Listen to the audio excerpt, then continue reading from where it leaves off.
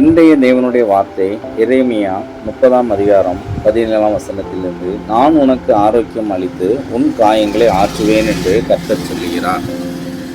அன்பானவர்களே, இன்று நீங்கள் துன்பத்தின் பாதையில் நின்று கொண்டிருக்கலாம். மனிதர்களால் கைவிடப்பட்டவர்களாக இருக்கலாம்.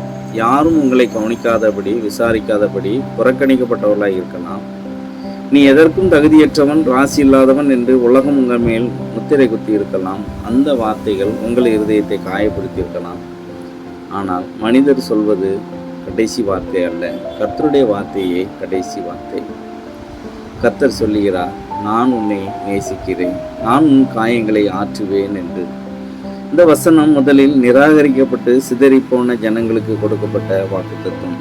ஆனால் இன்று அதே தேவன் உங்களுக்கு பேசுகிறார்.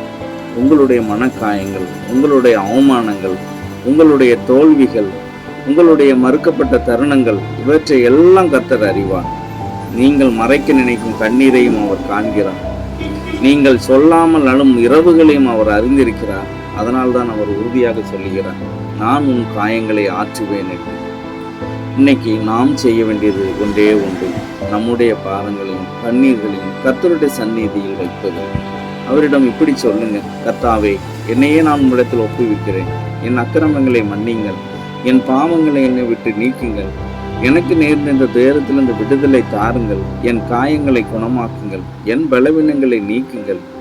இப்படியாக மனம் திரும்பி அவரை நாடும்போது வாக்குத்தத்தம் தந்த தேவன் வாக்கு மாற மாட்டார். அன்பானவர்களே, நீங்கள் நிராகரிக்கப்பட்டவர்கள் நீங்கள் அல்ல, தேவனால் தெரிந்து கிடக்கப்பட்டவர் நீங்கள். கைவிடப்பட்டவர்கள் நீங்கள் அல்ல, கர்த்தரால் நினைவு கூறப்பட்டவர்கள் நீங்கள். காயமடைந்தவர்கள் நீங்கள் இருக்கலாம், ஆனால் குணமாக்கப்பட்ட போகிறவரும் நீங்கள் தான். வாக்கு மாறாத தேவன் உண்மை உள்ளவர், நீதி உள்ளவர். இன்றே மனம் திரும்புங்கள், கர்த்தருடைய ஆசீர்வாதத்தை பெற்றுக்கொள்ளுங்கள். அவர் நிச்சயமாக உங்கள் காயங்களை ஆற்றுவார். ஆமென்.